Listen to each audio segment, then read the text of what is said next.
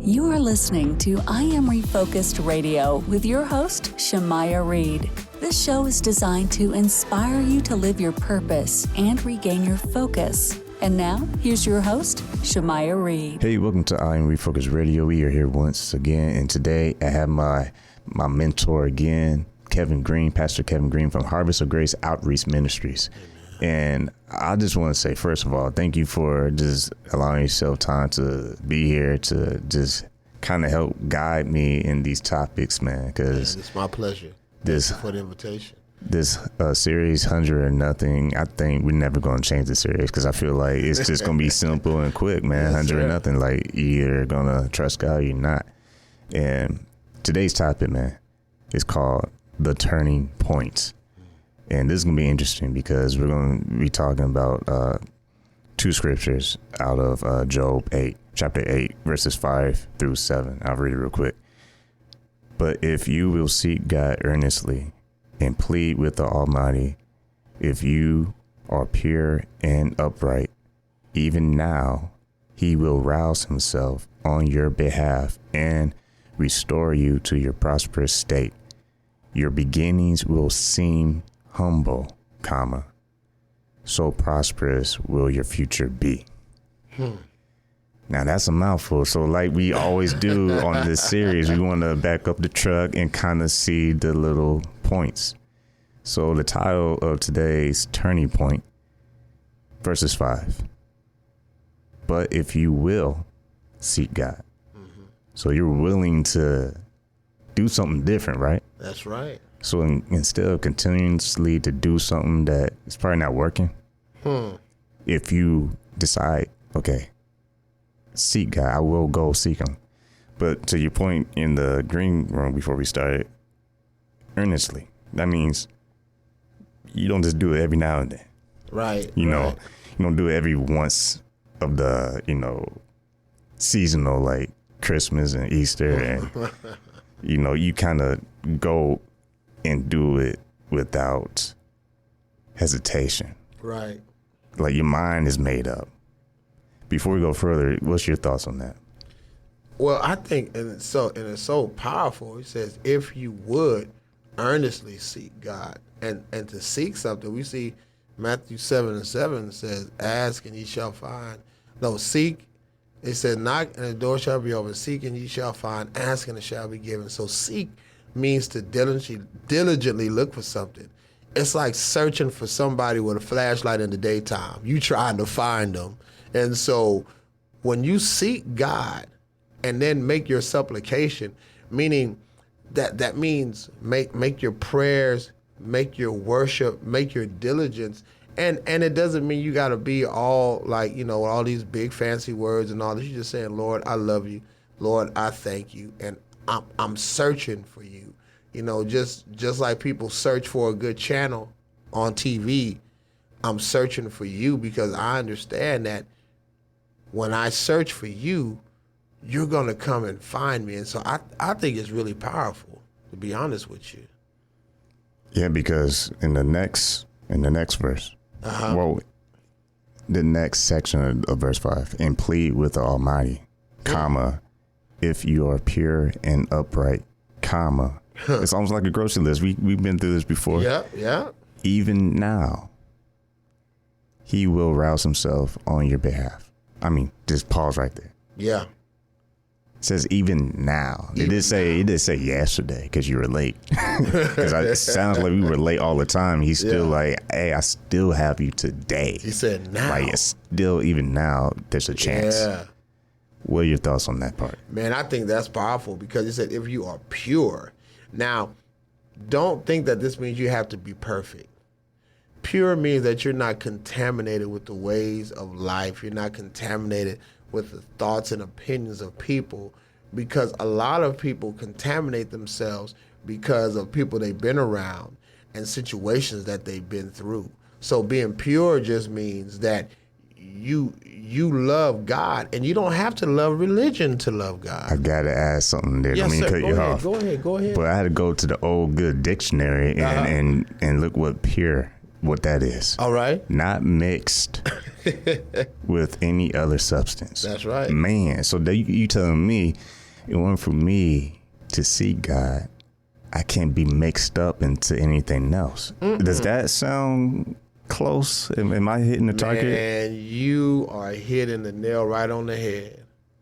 That's interesting because after that, it says, and restore you to your prosperous state. Restore. Last verse 7. Your beginnings will seem humble. So prosperous will your future be. Yeah. That's interesting. Like, it ends with your beginnings. That's right. Will seem humble. Will seem humble. And after the comment doesn't say but, it says, so prosperous will your future be. That's right. That's interesting. I'm going to let the mentor with his expertise chime in, because I want to hear what you are hearing in that last verse. Well, this is powerful language in the Hebrew, because he's saying, though your beginnings was small, which means you're not small no more. And the Bible says that don't hate or don't frown upon, and I'm paraphrasing, humble beginnings. And it says, yet your latter end would increase abundantly. So he's telling us the steps. He said, okay, first of all, if you earnestly seek me, if you make supplications, pray to me, but you got to come being pure, being concentrated, not being contaminated. And if you're upright, meaning you're righteous, you're trying to do right. You don't have to be perfect, but you're trying to do right. He said, then he will awake for you and prosper you rightful dwelling place. And then he says, after all that, it might seem small in the beginning because you're new to this. You don't know what's going on. You don't see what's happening. But at the end, you're going to, watch this, you're going to have abundant. Jesus said in the New Testament, he says, I pray that you would prosper, but above all, I would pray that your soul would prosper. Most of the time when we hear abundance or prosper, we think monetary, money, but that's not it. He wants your soul to be free from contamination from this world. And so if you're listening right now to Refocus Radio, we want you to understand, be free from the contamination of life. Be free from thinking about others. Be a free thinker. You don't have to worship God in religion, because the Bible says God is a spirit, and they that worship him worship in spirit and truth. I mean, everything you said it lines up the title for this episode, wow. The turning point. Because at what point of your life are you finding God nudging you and say, hey, it's time to turn around from where you're headed? I'm trying to save you from a disastrous, tragic situation. And if you think about it, we all have to face a turning point. Right. The question is, are we turning? Because you spoke in your message earlier on your Bible study, on your live stream, about the garden and all that good stuff. Right. But there's a point, though, where you have to actually turn. That's right. You can almost say, like, turn back home. Wow, that's good. You know? Because I feel like we can get so deep that we never turn. That's right. We just deep. we just talking good. You know, we have that positive, quote unquote, mindset. We just saying things that sound great and inspirational. But are you turning? Are you turning? Are you turning back home? Because I'm using it as a metaphor, because I would say I think God is the ultimate home. Oh, yes. He's like the home base. I agree. He's the core. Because when everything else fails, he's still there. He's waiting for you to turn. Yeah. And I'm going to let you have the honors and close this topic. But the turning point in what we discuss, I'm going to read it one more time, because, you know, I might get in trouble if I don't. But Job chapter 8. And once again, we're not trying to be deep. We're just trying to be real. Job chapter 8, verses 5 through 7. But if you will seek God earnestly and plead with the Almighty, that sounds like mercy. That is mercy. You know? And then it continues, if you are pure and upright, that means if you keep trying, if you keep trying, working, and if you're working, you're trying, that means you're doing. You're not just thinking it. That's right. You're taking action to turn. Even now, even tonight, even today, he will rouse himself on your behalf. That means he's doing you a favor, right? That's right. That's right. That means he didn't have to. No. He didn't have to like hear what you had to say. He's still going to do it. And restore you to your prosperous state. Wow. That almost sounds like healing. Like he's taking those emotional pains, mental pains, physical pains, and he's basically almost like, in my opinion, right. I gotta be careful with that. I should say that. Well, I'm thinking I'm hearing, and that is, he's saying you're not alone. You're not alone. You might feel like you're alone, but maybe it's because you're not turning. Maybe you turn away from God, but he's asking you to turn back to God. Because if he's really the source of your life, you can't get so big-headed that you turn away thinking, oh, I don't need God no more. Right. I can do this all by myself. Oh, no. He has a funny way of keeping us humble. Yes, he does. Because we can get so hyped up. People start talking about you. I see you doing it. And you start feeling it, you know. It starts building up.